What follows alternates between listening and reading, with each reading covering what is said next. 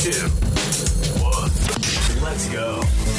Welcome to the Fiction Addiction Podcast, a podcast where we go one-on-one with fiction creators, such as authors, filmmakers, actors, songwriters, and more. Each episode, we get the inside scoop on our guests' creative process, the ups and downs of their industries, and our guests also give out tips and tricks that help them become successful. And now, let's jump into the episode with your host, Chris C.L. Lowry. All right. Welcome back to the Fiction Addiction Podcast. My next guest is a wife, a mother, and a former college professor turned stay-at-home mom and entrepreneur. She loved reading and writing from an early age. In 2016, she published her first book under the pseudonym Serendipity. While on her journey as a best-selling author, many aspiring authors sought guidance from her, which resulted in the creation of Divine Legacy Publishing, which is an umbrella company for self-publishers. Ladies and gentlemen, Amanda Chambers, a.k.a. Serendipity. What is going on? Not much. What's going on with you? Nothing much. So what made you fall in love with reading and writing so early on in your life? That is a loaded question. So I grew up with a wonderful, amazing mother. However, my other parent wasn't the best, and that made for some tumultuous times when I was first coming up. And one of the ways that I kind of escaped my situation was to read. My mom taught me how to read before I even got to kindergarten. So reading has always been a part of my life. But when I was younger, I would escape into my stories. I liked the Encyclopedia Brown and all those old school Babysitter's Club, all of that. I was reading that at a very young age. And so that is what I fell in love with early on. So what was it during that time, in that situation, what was it about the books that helped you escape? You know what I mean? Because obviously I got caught up in them. The mystery, especially with Encyclopedia Brown, and you had to figure out the mystery and kind of create, you made this decision or you had to figure out this one. And then those choose your own adventure stories where you had an option of doing it this way or doing it that way. And if you did it this way, then you get this result. Those, I got so caught up in the story that nothing else mattered. I would disappear into a book for hours. So then growing up, how much did you stay in the books? I stayed in them. At times, the only class that I ever paid attention to was English. Really? Book nerd. I remember some kids were stealing money out of their parents' wallet to go and get gum and lip gloss and stuff. The one time that I stole money out of my mom's wallet, I stole a 20 to go to the book fair at school. Okay. That's crazy. So then you ended up becoming a college professor. So what got you into that? It was a combination of my love for books and literature. And I always was kind of like a natural born teacher. I was always teaching my friends stuff. My mom, I did go to public school, but my mom taught me before I got to public school. So education was always really big. And to be honest, numbers and science are not my ministry. So we knew I wasn't going to go that way. Technology, still to this day, even as a Gen Xer, technology escapes me at times. So it's what I'm good at. So that's just what I went into. So once you're on this journey, you're in your career path now. Then you become a stay-at-home mom. What was that transition like from being in the workplace to now being a stay-at-home mother? It was a transition for sure. So when I got pregnant with my daughter, I knew that I was already kind of leaning towards homeschooling. But I knew for sure that even if she went to public school, I was going to stay home with her until she went to kindergarten. So I transitioned from teaching face-to-face classes to teaching online. And it was one of the best decisions I ever made but it was a serious transition from someone who had been in public school since she was 5. So there was always that rigid schedule. And then I was in college, and you make your own schedule, but you still have to adhere to that schedule to a certain extent. And then I was a college professor. So then again, schedule. And I looked up and I had no schedule. And it was like, whoa, hold up, wait. And it was a real transition.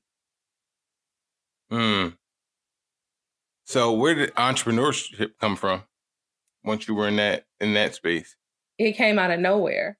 So when I was teaching online, I was teaching for an online campus out of a brick and mortar campus, and it was based out of there.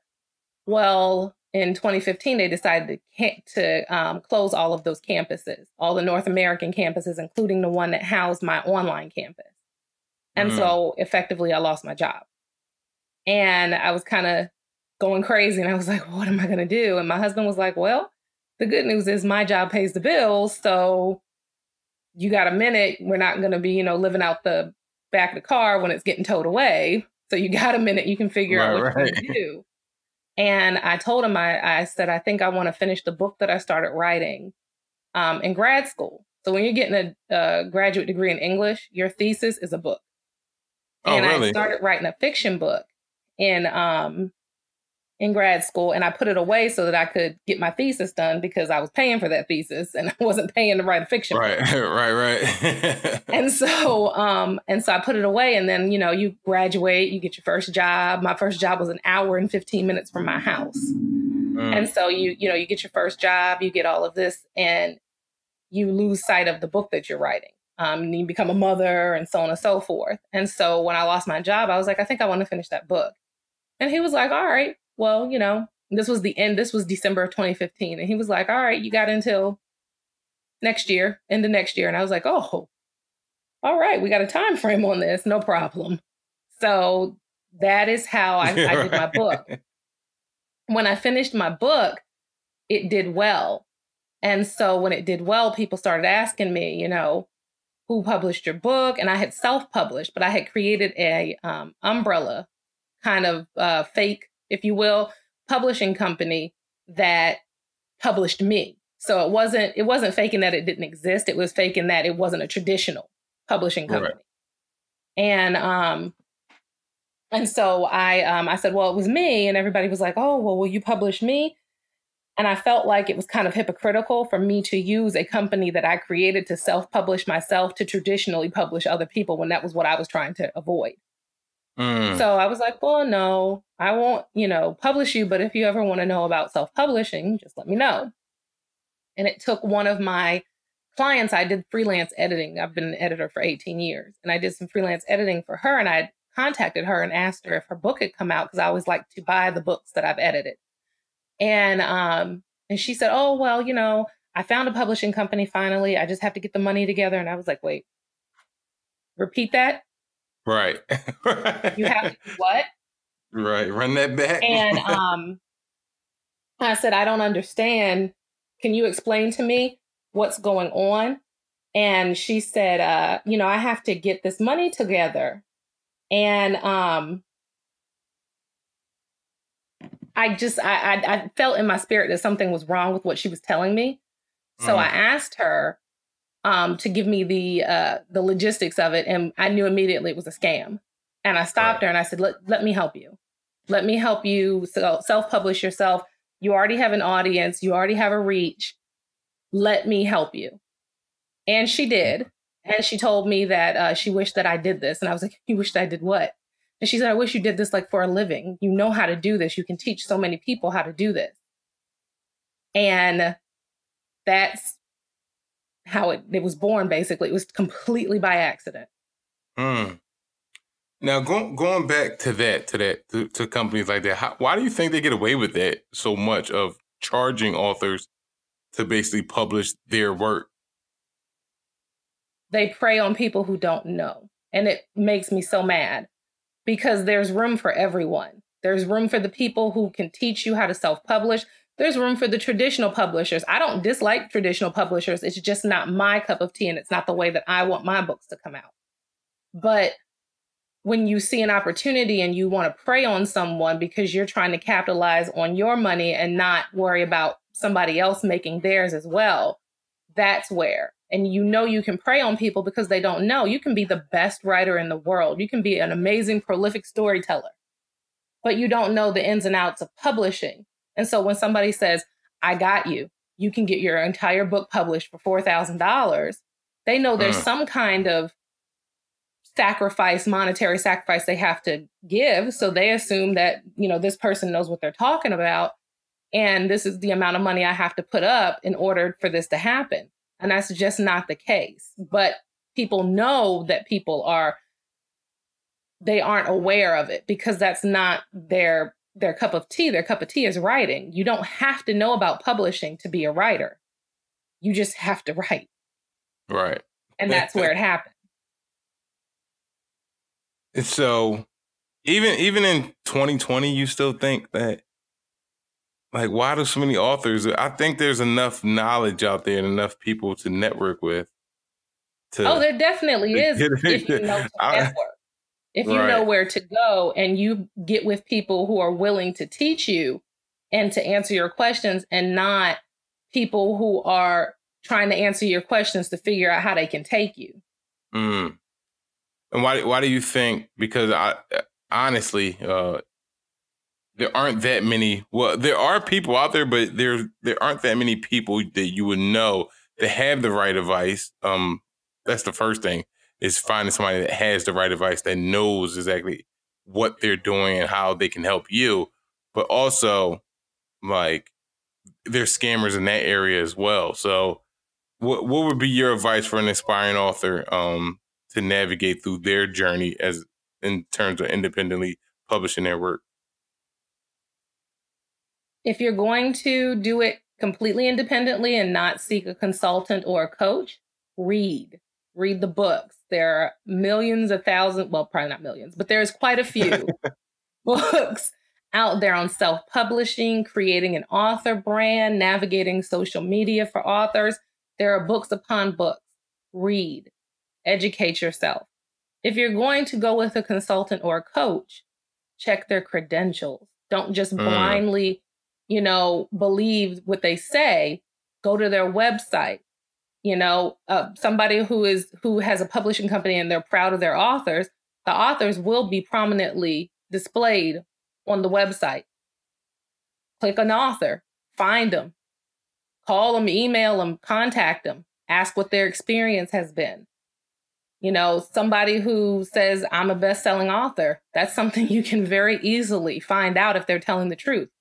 Go to their books on Amazon. Do they have reviews? Do they have books? Do they have these things? Do your research and make sure that you're not signing with someone or contracting someone for their services who has no idea what they're doing. Read their book. It may not be your particular genre. It might not be what you like to read, but read their book. Is it good? Is it well edited? Is it a product that you would like to see your book mirror in the way of presentation and stuff like that? And just educate yourself either way, whether you're reading or whether you're educating yourself on the person that you're choosing to assist you. Educate yourself. Now let's go back a little bit to your writing journey. What made you start writing under a pen name? I write, one of the genres that I write in is labeled erotic romance. And I'm also a college professor. So I chose to write under a pseudonym because I didn't want my students to easily find my books. I don't mind people knowing that it's me. All my friends, family, people who follow me, they know it's me.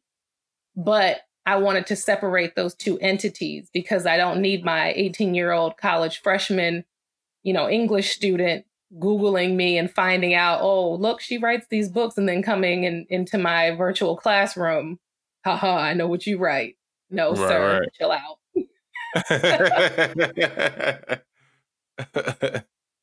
So, what made you choose the pseudonym Serendipity? It is my favorite word. I'm a word nerd. And one day when I was young, I was pretty young, I came across the word and I asked my mom what it meant, and we looked it up in the dictionary. And ever since then, it's been my favorite word. So when I had to come up with a pen name, I chose that. Just it was the first thing that came to my mind, and I went with it. Mm. Were there others? Like, were there other names you thought about going with when you were on that The journey only of other one finding that the I right one? considered was the nickname for my name, so Amanda, and my nickname is Mandy, Mandee. And I Mm-hmm. thought for a second of going with that, but it was so close to my name that I was like, well, if you're going to go with a pen name, Right. why don't you go for something that's not your name at all? So what genres do you write in So besides the erotic romance? well, there's the erotic romance. I also published that pesky thesis that I wrote back in grad school. And so that is nonfiction literary criticism. Mm. And then I also just put out a children's book based on my daughter. And it's going to it's going to become a series. But I put out the first book. It's called What Jobs Can Girls Do? And it literally is based on a conversation that my daughter and I had one day. And what was that conversation? So she was, I homeschool my daughter, and she was sitting on the floor playing toys, and she was watching one of these shows on Netflix that I let her watch. It's an educational show. And the lady on the show mentioned her occupation. My daughter, who is 6, she was 5 at the time. She looked back at me and she said, well, what's an occupation? And so I went through the whole, it's just like a job. It's just a fancier word for job. And I explained to her, and she looked at me and she said, well, what jobs can girls do? And I was like, oh, honey, girls can do all kinds of jobs. Right, You're surrounded. everything. Yeah, you're surrounded by girls who do all kinds of amazing jobs. And she was like, really, who? And I started rattling it off. And I was like, your Mimi, that's my mother, is a social worker. Grandma Wanda is a millenary. That's my husband's mother. Auntie Tarika works for ESPN. This one works here. This one does that. And I said to myself, if my daughter is surrounded by all of these amazing women who have a myriad of different occupations, and she asked me that question, there has to be other little girls who have those questions as well. Right. So I wrote a book. Mm. And the book features all of my friends and family who were the people I was telling her about. Oh, really? Mm-hmm. Oh, that's cool. So, all right, I'm gonna break this down a little bit. Let's start with your children's book. Obviously, this is a book inspired by your daughter.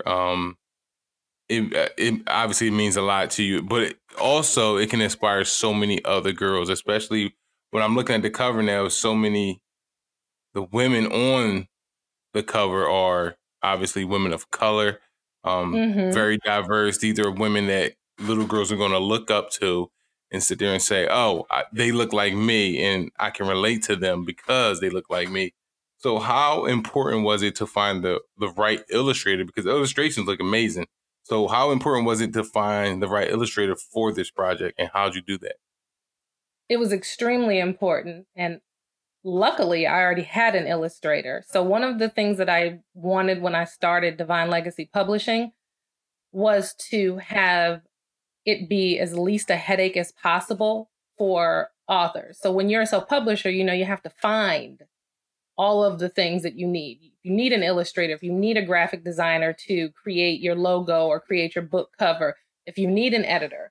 So it was my goal to have those resources. My authors don't have to use the resources if they have a close friend or someone they know that does, graphic design and so on and so forth. Then of course they can use their own. But my goal was to already have them in place. And so I already had an amazing illustrator named Mynesia Steele. And she is I can't even put in, I mean, you see the illustrations. She's amazing. Mm-hmm. And it was very important that I had her, and that she was very, very intent on making sure that the vision that I had came to pass. So we had many meetings, and we plotted out what the pages would look like. There are pages in the book where I mention my grandmother, which is my daughter's great grandmother, my great great grandmother, which is my daughter's great great great grandmother. And for those pictures, they were, important women. One of my great grandmothers worked for the government in DC, and she was born in 1918. So you can imagine the time frame in which she was working for the government in Veterans Affairs. That was not a time that you saw women, let alone women of color. No, not at all. So, and another great grandmother on my mother's side had the first barber's chair, first Black woman to have a barber's chair in Baltimore City. So these were pictures that were dated. And so we worked together to find the images that she could kind of go off of, so that she could have a visual of what a barbershop would have looked like in the 60s when my great grandmother had her chair, or what a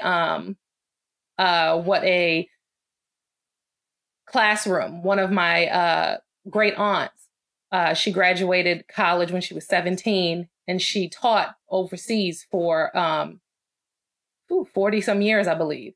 And so the picture that we did was a classroom from 1967. So she was very, very focused on making sure that it was authentic to what we were describing, what we were talking about.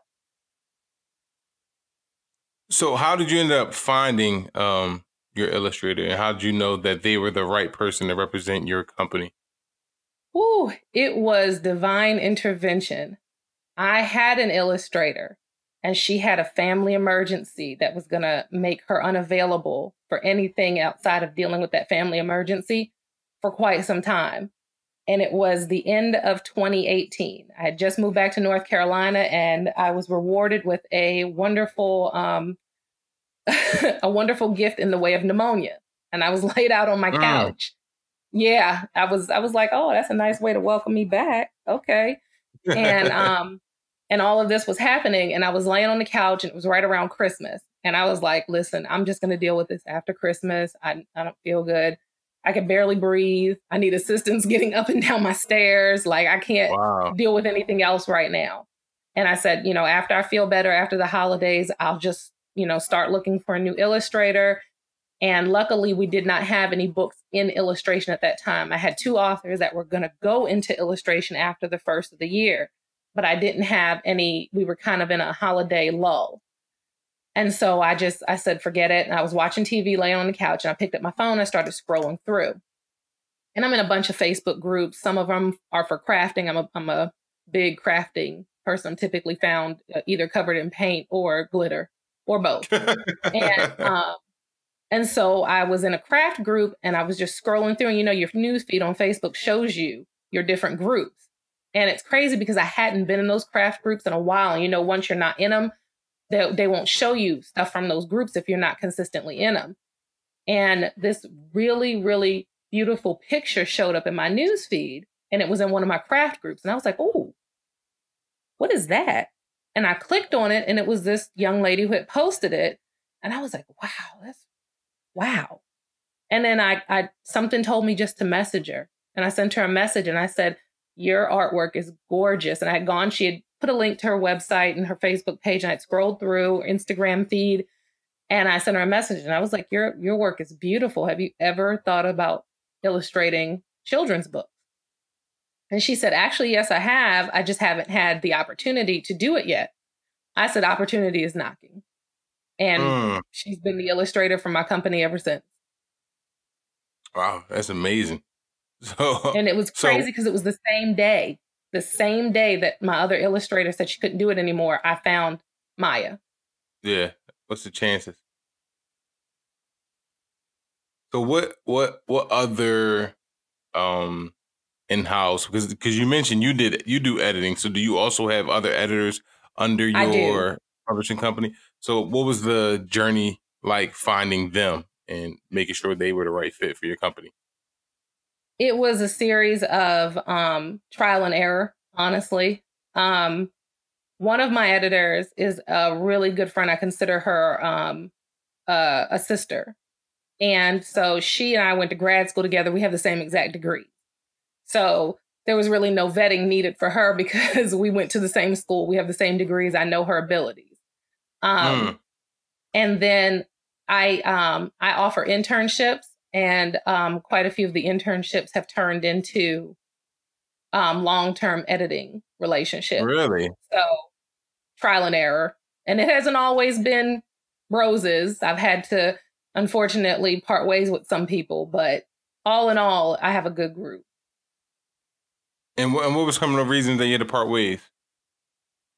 Not meeting deadlines. I'm very strict about deadlines. If I say I need it by a certain time and you don't speak up and say something's happened or I can't make it, or communication is really big with me because it's not just my deadline. This isn't my book. This is somebody else's book. And so if we're in an editing schedule and I need it by this date and I don't get it by this date, then that could potentially push an author back. And people choose their publication dates for various reasons. And some of them are very personal and very special to them.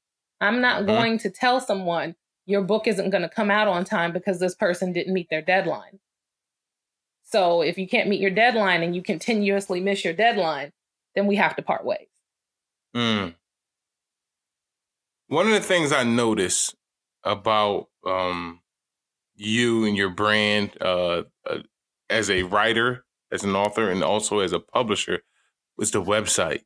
And I think that's one of the most overlooked aspects of being an entrepreneur that a lot of writers just, I don't know what the disconnect is when it comes to websites. Either they don't have one or they have one that's just not up to what it should be in terms of looks like it was made on WordPerfect 1998. Oh yeah, absolutely. Very little information, very little is not interactive in terms of the links and things like that. So break down as for a writer out there listening, the importance of having a website and what should be on their website.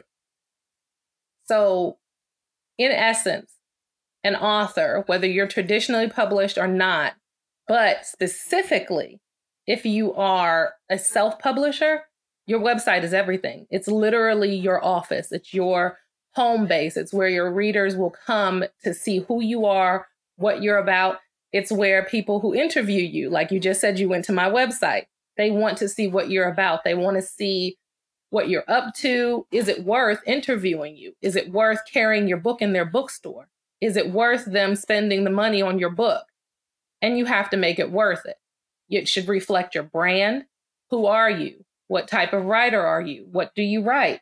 I always tell my authors, people don't want to give away things for free, but I wholeheartedly believe in having a blog where you have one or two stories at least up there so that somebody can read and say, dang, I got caught up in that little short story. Let me go find their book real quick.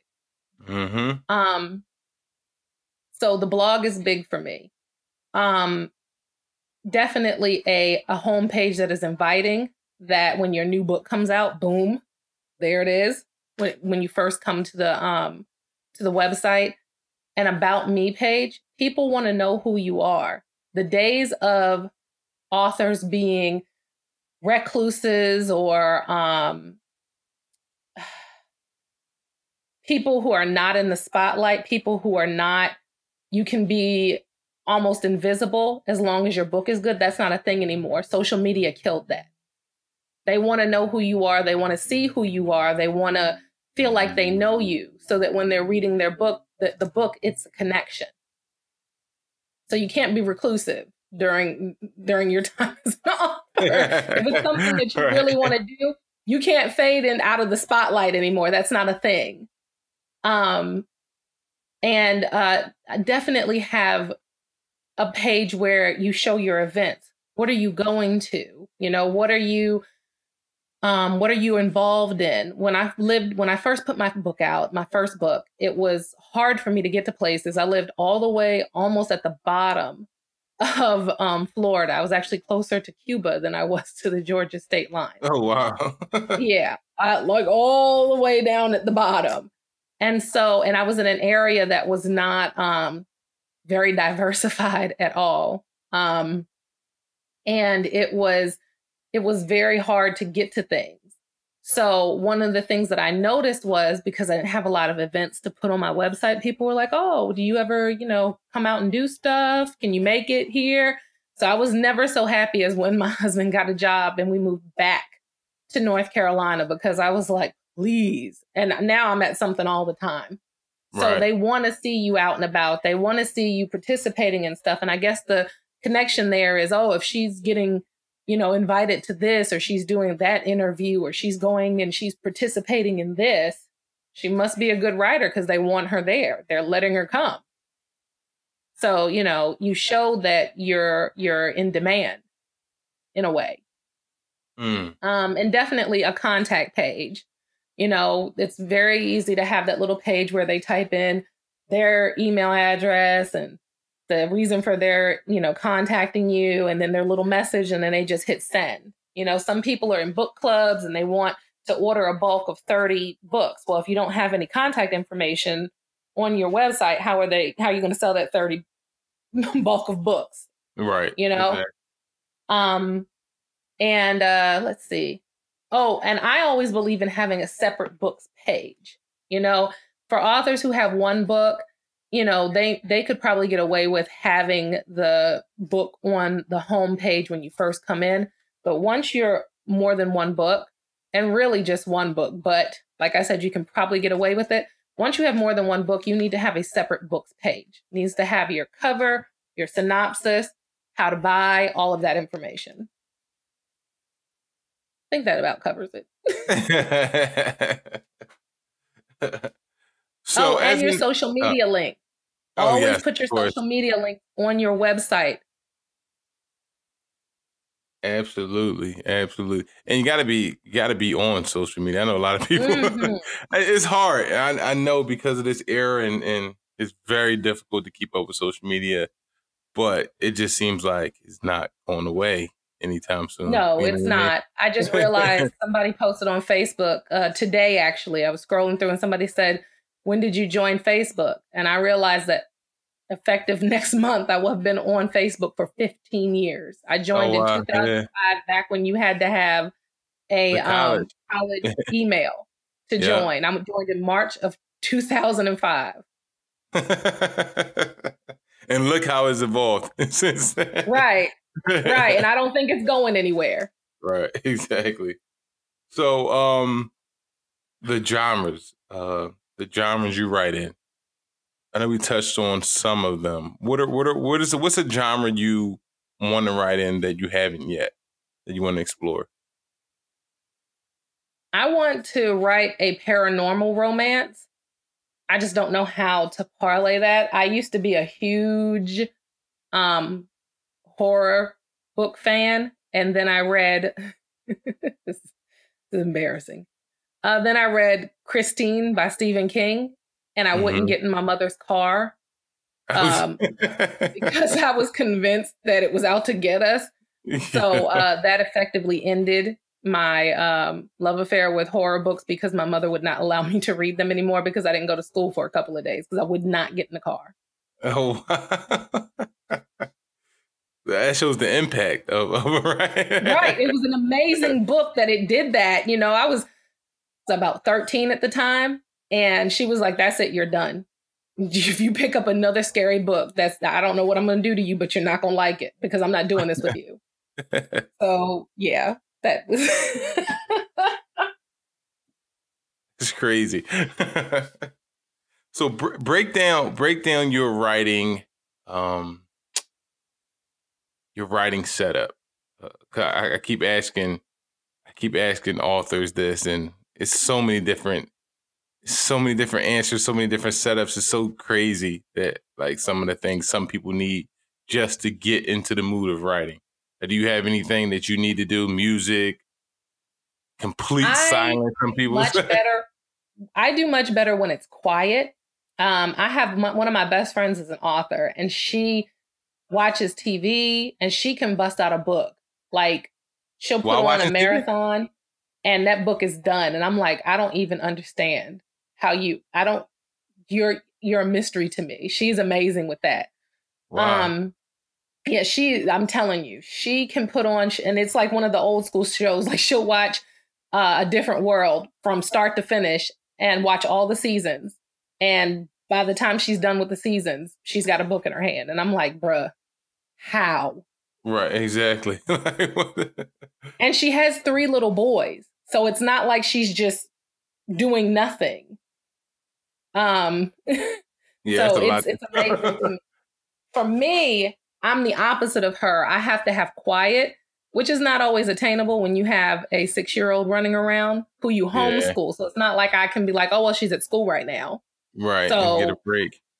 Right. And so what I do typically is in the evenings, late afternoon to evening, we're done with homeschool and she kind of gets to free play. And what I do is I have on my Apple Music, I have albums of white noise. And so I just put my headphones on and I keep an eye on her. We're in the same room together so I can see her. But I have my earphones on and the white noise cancels out the noise that she's making. And I can get some writing done. And that's really, the quiet is what I consistently need. I can write anywhere. I've written, my husband does a lot of traveling for his job. And sometimes we'll go with him if he has to go somewhere on a weekend or like a Friday. And then we'll just make a weekend of it. And so I've written in hotel rooms. I write upstairs in the bedroom. I write upstairs in the loft. I have a classroom downstairs in my house. It's my office / the classroom. And so I'll write in there. I'll write on the couch. So the space that I'm in doesn't have to be consistent. But the one consistent thing is that I need to concentrate. And so I need silence. So I put the white noise on. So as a writer, you have quite a journey, you know what I mean? From publishing your first book into now, and it's truly amazing. When you became a #1 bestseller on Amazon, when you released your book, what was that feeling like? Surreal, because that was not, and I know this is going to sound crazy, but that wasn't my goal. My goal for my first book was to break even. I just wanted to break even. You know I had read enough to know that you become more popular the more books you write, the more range you have. You can say, somebody might pick up book 5 and want to know what got you to book 5, because my characters each book has a different set of main characters, but the same characters will pop up in different books. They're all kind of connected. And somebody might pick up book 5 and be like, oh, wait, did they already have their story? And then realize that was book 1. So it was my goal to, I have the outlines for almost 50 books. So it was always my goal to outline 50 books already? Yeah. Damn. Yeah. So it was always my goal to have multiple books and to gain a following, because I have so many books and people want to know what happened to this one, to that one, and so on and so forth. So when I got the call, because I wasn't even watching my Amazon charts, I released my first book on my 35th birthday. So I just, posted all over social media that it was alive. And then I closed the computer and I went, and I was, we were still living in Florida at the time, and I didn't like the area we lived in. So my husband went and got Olive Garden and came home, and we were sitting in the living room eating Olive Garden and watching Netflix. And I got a call. Huh? That's crazy. Yeah. Yeah. And I got the call about it, and I was like, whoa, what? And I opened my computer up and I looked, and sure enough, there it was. So it was a shock, and it was surreal to me, because that was not my goal for book 1. My goal for book 1 was to break even. And then you went on to obviously inspire so many authors that they wanted your help. And like you mentioned, you didn't set out on a publishing journey. It just happened. It just came to you based on the need that people had for your services, obviously, and your expertise. So as a publisher, what is your vision for your company in terms of authors? Are you open for any submission, or do you do a lot of vetting when authors submit to be a part of your publishing company?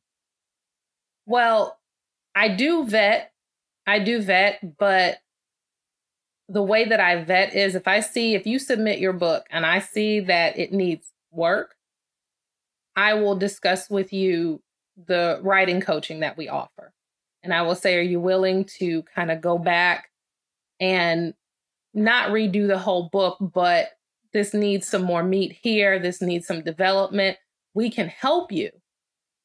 But are you willing? If they're willing, I will not refuse them. I will offer the writing coaching. We'll get started on writing coaching, and we'll get the book to where it is still their unique book, but it is developed correctly and it has a good, strong plot line and all of that.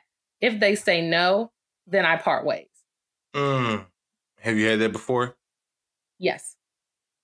And what do you think? And what do you think the no comes from? Because obviously, what you're offering, it will not only make them a better writer, but will also prepare them, you know what I mean, in the long run for their publishing journey. So what do you think the disconnect is when they don't want to proceed?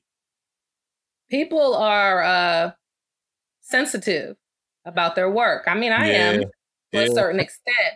So, of course I'm not rude and say, oh, no, this is no. But I do say, this is a good start, but we need to develop this more. And I give them examples. I don't just say it and then say, trust me.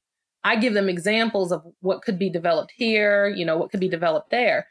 And people will get in their feelings instead of saying, okay, I want my story to be the best it can be. Let me seek some help. They get in their feelings. They get, agitated. They get snarky. They get snappy. And I had one lady cuss me out and I said, oh, no, boo, that ain't what you want to do. That ain't what you want to do here. Because, I got some book learning, but this is still Amanda from Baltimore and that you don't want the smoke. That ain't what you want around here. So we're going to part ways right now. Because if you agreed to work with me after this, I'm not working with you. So, right. So, but that was one extreme case. I haven't had an extreme case like that, except for that one individual. And again, once she heard my voice change from Amanda, the writing coach, the super happy, want you to be on your writing journey, to be more Mandy, man. She was done. She was done after that anyway. She didn't want any parts of me. That's crazy. And it's a rarity. I keep her on the shelf. She doesn't come out a lot. But most of the time, I will say the majority of people will say, okay, let me get some help with this then. Do you have, room in your coaching schedule for this? And, what does it entail? And what will we work on? And I usually don't have an issue, because I'm not saying it because I'm trying to, stop them from their journey. I'm just trying to make sure they have everything they need. I think that's another unique thing about the services you provide, because so many companies will just take any type of work, polish it up to the point where it's good enough to put out, but the writer, you know what I mean? I feel like they get dependent on that. You know what I mean? With you, on the other hand, it seems like you're actually helping them build and hone their skills to the point where they're perfecting their craft along the way with you. You know what I mean? So why is that important to do it that way rather than the way everybody else does and just does the work for them? Right. So my whole thing is, I've noticed that a lot of publishing companies, not so much the bigger ones, but the smaller, medium-sized to smaller and boutique ones, they seem very focused on quantity versus quality. And I'm the opposite. I'm very much quality over quantity. I won't say I don't care how many authors I have, but I don't care to have 100, 200, 300 authors with mediocre. I'd rather have 50 with superior. That's crazy. And Divine Legacy, where'd you get that name from? So I mentioned that I come from a long line of women that worked hard, they were educated, and we don't have a whole bunch of men in our family except for the ones that we married. The last man that was born into my family was born in 1955, my uncle. Really? Yeah, we don't. And before him, I believe my great uncle was born in 1946. Wow. We don't have boys. We marry them. We don't produce them for some reason. And I stayed right in that, that train because I have a daughter. I don't have any boys. I have one daughter. So we'll see if maybe she gives us a boy later on down the line. But the women in our family are very strong-minded individuals. They took care of themselves. They took care of their families often. All the way back to my great-great-grandmother, Annie Hawkins. Yes, Annie. And she owned a restaurant back in the 20s. And it flourished through the 30s and 40s, even during the Depression. And so the women in my family have always told me that I was a divine legacy. I came from a divine legacy of women. And they've told me that since I was probably as young as my daughter is when they first started telling me that. Most of the women who helped raise me, my grandmother, she died when I was 30. One of my great-grandmothers died when I was 15. The other died when I was 21. And I was blessed to have them as long as I did, but they had all passed on by the time I started my publishing company. The only one left was my mom. And so I named it Divine Legacy Publishing, kind of, as a tribute to them. It's crazy. So your book, Rocking Cheyenne. That story. First of all, you just when you started it out, man, you just hit us with I'm like, whoa, what's going on? Like, I'm like, damn, what's going? Like, it was so much to this story. So can you just first tell the readers, I'm gonna say the listeners, about this story and what was the inspiration behind it? So this story is kind of a continuance. So my books are standalones. You can read them by themselves, but they also, like I said, feature the same characters. So this particular book was a kind of the next book in line from the first one. And so it focuses on the best friend of the female lead in my first book and the brother of the male lead in my first book. And they don't like each other in the beginning. He's a private eye and he's been brought in to investigate the disappearance of Cheyenne's best friend. And she's pissed off because she thought that her friend had actually committed suicide and she had kind of got her mind right, even though she didn't want it to be that way. She had kind of gotten her mind set on that and had used that to move on. And here he comes opening up old wounds and insisting that her what she thinks is a dead friend is a missing friend and that he can find her.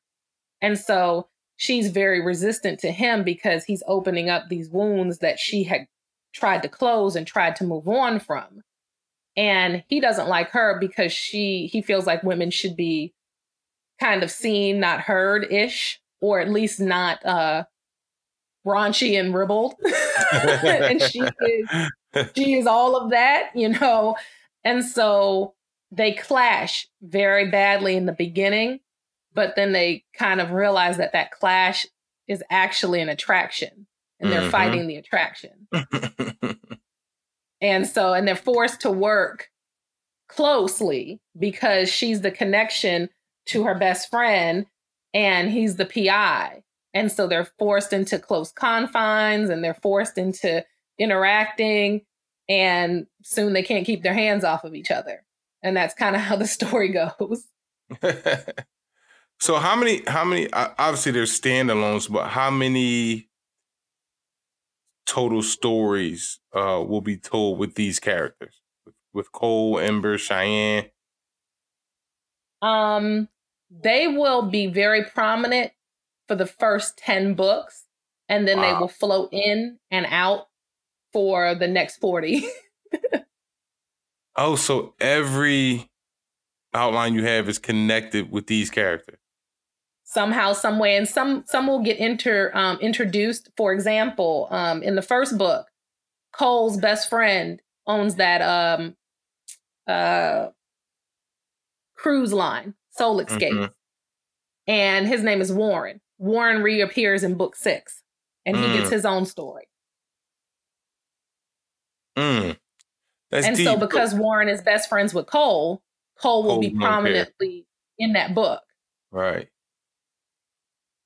That's weird. I like it. Obviously, I like these I like the connected stories. So why did you choose to write in that way, that specific style? Because I always wondered. So, I grew up when I got banned from reading the horror books and stuff. I moved on to romances, and I used to steal my mom's romances.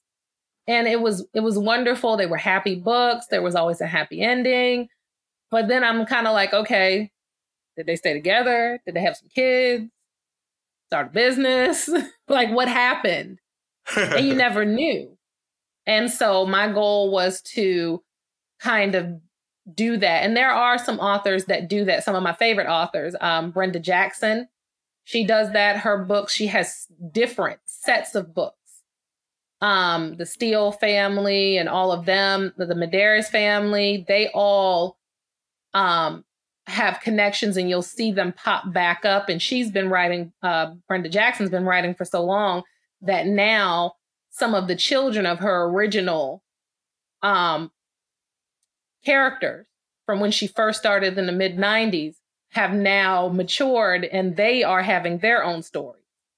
So when the kids of the original characters are, having their own love stories, you get to revisit and you get to see their parents and know that their parents were still, they're still kicking and they're still together.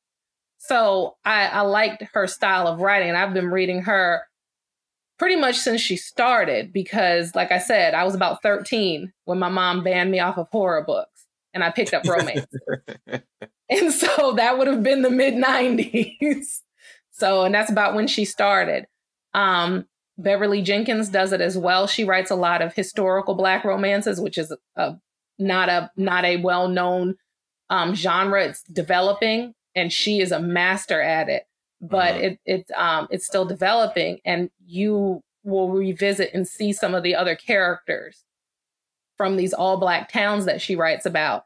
And so I really liked that, and I liked that was a thing. So I always knew I didn't want them to be family based like Brenda Jackson's. I wanted them to be extended family, because some of the people that I consider to be my family, they're not blood, so I wanted it to be more of a greater, this is my circle, and this circle develops as opposed to families. Right, absolutely. So when you discuss and when you break down these stories, are they presented? How are they presented? Obviously, they're standalones, because obviously you do speaking engagements as well, right? In events. Yes. So how is the story received when people hear how you outline them in the way you're taking these stories? They're intrigued. The biggest question I always get is, how do you keep up with everybody? How do you remember, what you said about Cole in book 1 on page, 5, that you can bring it back in book 7 on page 29 or something like that. And it's I take extensive notes. When you're an English major and you have to break down a poem, or you have to find the motifs in a book, you take notes. And they have to be detailed notes. and you have to be able to refer back to everything. And so that part of my training, my educational training, comes into play because I literally, when I create a character, I have a database that I use. And that character's everything is broken down. Where are they from? What do they look like? What are their personality traits? Who are their parents? Who are the rest of their people? Who are their best friends? Where do they work? Where do they want to work? Where do they go to school? What did they major in? Is that what they do for a living? What are their nervous tics? What are their favorite colors? Like, I create this individual. So that way, when I have to reference back to a character that I created in book 1 for book 7, I can go right back and I can find who they were. Mm. So what is your outlining process?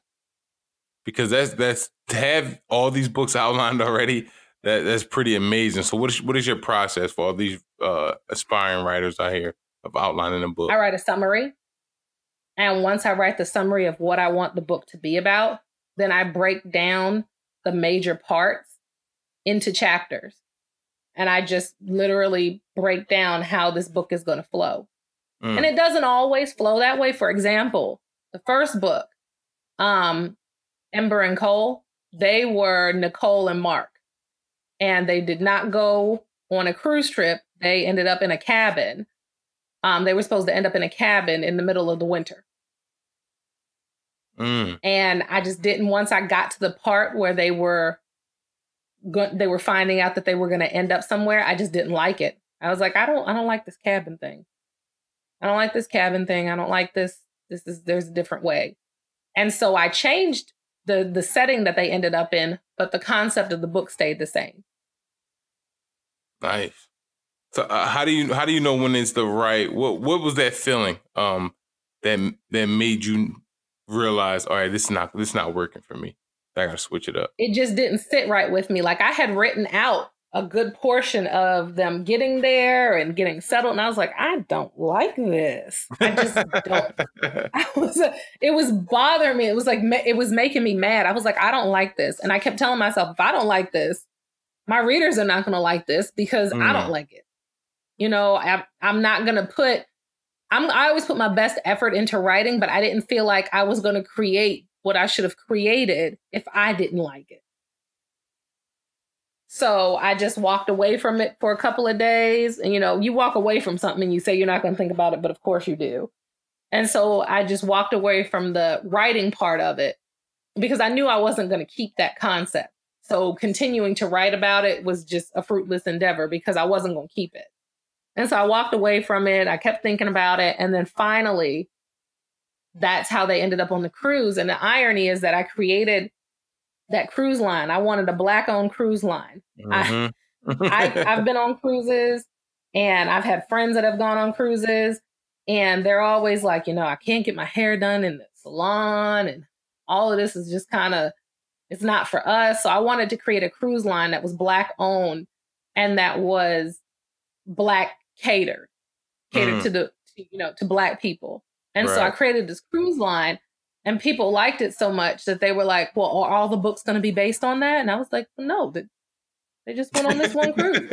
Right. They didn't want every book to be on a cruise. Right. And they were like, but the concept, like a Black-owned cruise line with like, you know, gourmet soul food and you can get your braids done. And you know, they were really taken with that. So I sat down, I tried to figure out a way to incorporate in the books and I just couldn't. So I created a different series.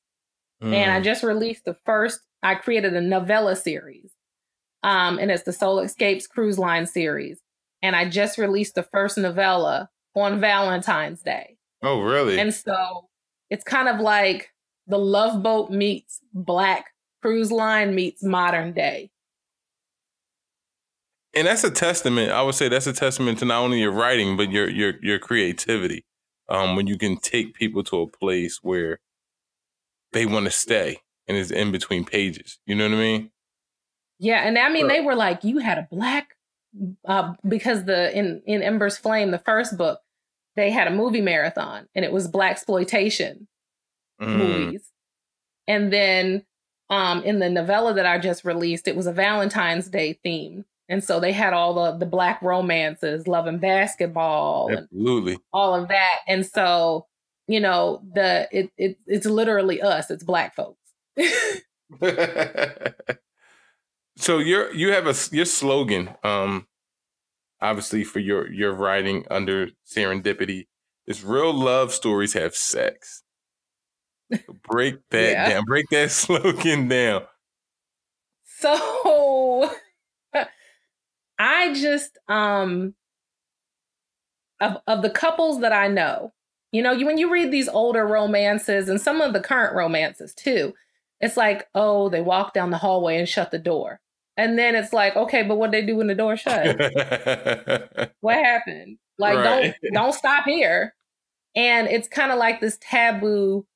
Oh, it's insinuated they had sex. I don't care about your insinuation. What happened?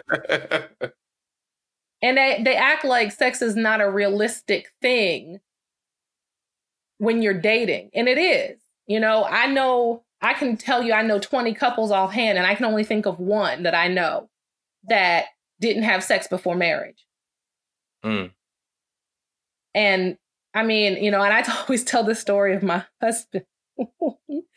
I was in a long-term relationship in college. And when I broke up that relationship, I was like, okay, my friends out here, they going to the club, they doing all this. I was somebody's, you know, girlfriend / wifey. And now I'm free. I'm about to go wild out, you know? So it's, you know, it's 05 and folks going to the club. And I'm like, I'm going to have me a one night stand. I ain't never had one of those before. Y'all always talking about it. I'm going to go have me one. Y'all always talking about these one night stands and stuff. They got to be fun. Let me go have one. Yeah, we've been married for 12 years.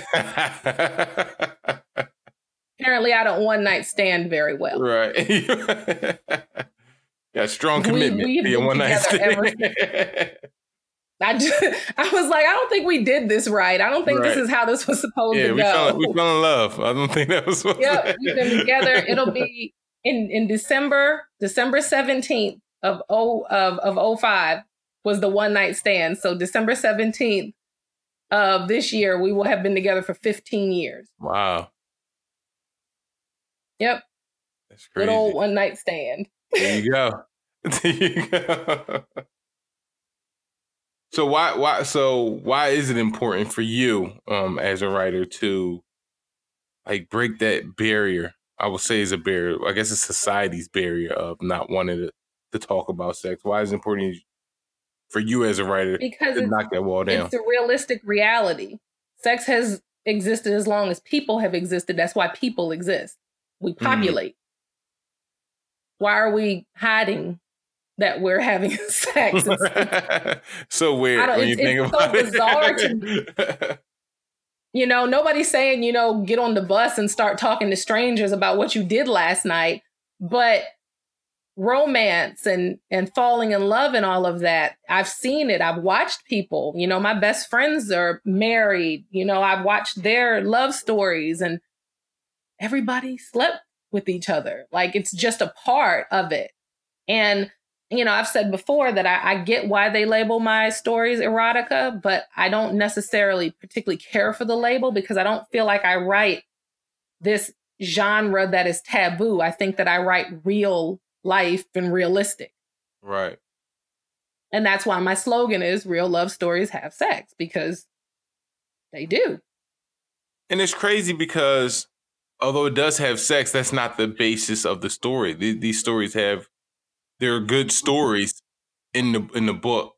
So why do you think it's just all lumped in once you have sex in the story is all lumped in under erotica? Because society doesn't know what to do with sex, unfortunately. That's the only thing I can think of. They don't know what to do with sex, so they stick it all in there. And it's frustrating to me because I'm lumped in with, you know, BDSM and all of that. And I don't have any problem with that. Do what you do that makes you happy. But I don't feel like I'm part of that genre. I feel like I'm part of romance. Right. And I get lumped in. I mean, there is a subgenre of erotic romance, but it's very small and not too many people pay attention to it. Exactly. So what is next for the series for the Amanda Chambers books for the children? So for Amanda Chambers, the next one will be a book that focuses on men, Black men, the jobs that they do. I didn't feel like I didn't feel like it was right to leave men out. And so my husband is a journalist by trade, but he is also a freelance photographer. Oh, wow. And one day my daughter asked me, and she was like, "Mommy, do all daddies take pictures?" And so that conversation is going to turn into the next set of books. Because not only do we often overlook our Black men, which I don't think is right, but also society loves to label Black men. They love to label Black folks in general, yeah. But they love to label Black men, thugs, uneducated, all of this. And that's just not the case at all. And so I want to write that book for a similar reason. I wanted to write the book that's out now because I wanted the Black girl magic. And I wanted to show that Black women can do anything, girls can do anything. But specifically, Black girls can do anything that they want. There are no limits on you. Don't put limits, and don't let anybody put limits on you. But in the same token, don't believe the hype about Black men, because the Black men I know are amazing. So what is next for you as a writer and a publisher? I just want to keep putting books out. I know that sounds so simple, but that's really what I want to do. If one day I become this famous writer, and after I'm long gone, they talk about me for Black History Month, that would be amazing. But I really just want to share my stories. There's stories like I said, I have those over 50 outlines, and still stuff floats in my head, and I jot down the ideas. So if we added the ideas plus the outlines, I've probably got over 100 books. Wow. So I really, that's what I want to do. And as a publisher, I just really want to help folks get their stories out. There's a gap in representation, if you will. When I was doing my research to self-publish my book, I found self-publishing statistics for Amazon, and it said 36% of the top 100 books were from self-publishers or small press, which is almost synonymous. And it was a huge gap. Of that 36%, less than 2% were of color. Wow. And that's of color, not Black. That's all of us. All of us. And I was like, that's crazy, considering most of the folks that I meet, they're like, yeah, man, I'm writing this book. Or somebody, I know my cousin is writing a book, or my sister wrote a book. We have the stories, we don't have the resources. And so my goal with Divine Legacy is to be a resource. And my goal with my actual author brand and me writing is just to write. I love it. I love writing the stories. They drive me crazy. Make no mistake. When I was working on this novella that just came out on Valentine's Day, I had some moments where I said some choice words, and I was like, listen, I'll put this out next Valentine's Day. I don't feel like it no more. I need a break. I'm tired. I'm up all night, because when I got down to my deadline, I was trying to make my deadline. And so I was homeschooling my daughter, the first part of the day, meeting with clients, in the afternoon and evening. And then once my husband and daughter went to sleep, I was up all night finishing the novella. The book. Yeah. So by the time it got down to the end, I was sleep deprived, hungry, angry. Everything. I was probably a walking psychopath at that point.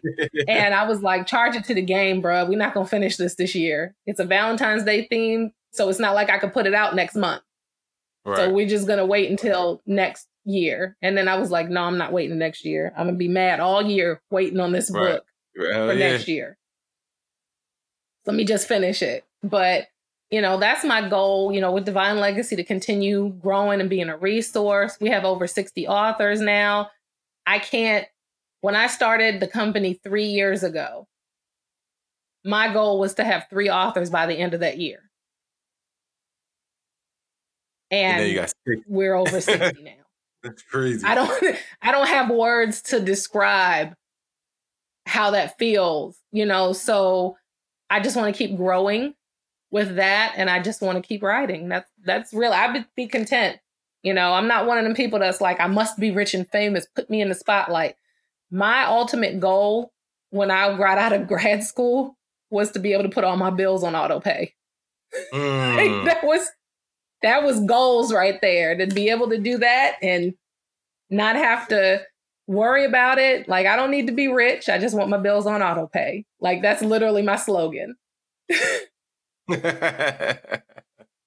So now tell everybody where they can find you, where they can reach out to you, where they can get information about your books, your company, everything. So for the publishing company, you can find us online on our website at divinelegacypublishing.com. On Facebook and Instagram, we're Divine Legacy Publishing. And because Twitter is hateful and limits your characters, on Twitter, we are Divine Legacy Pub. Because it ran out of characters. And and then on for my writing, for my fiction, Serendipity, it's authorserendipity.com. On Facebook and Instagram, author Serendipity. And on Twitter, for the same reason, with those hateful characters, it's off Serendipity. Those characters give me the vapors. I get so agitated. You're about to say messing up your vibe. Messing up my vibe, I wanted everything to match. Everything to be the same. I'm a Virgo. I like everything to match. And here we are. Twitter. But and then for my nonfiction literary criticism and my children's books, author AmandaMChambers.com. And the Instagram and Facebook, Amanda Chambers. And on Twitter, it is, what is it? A Chambers. All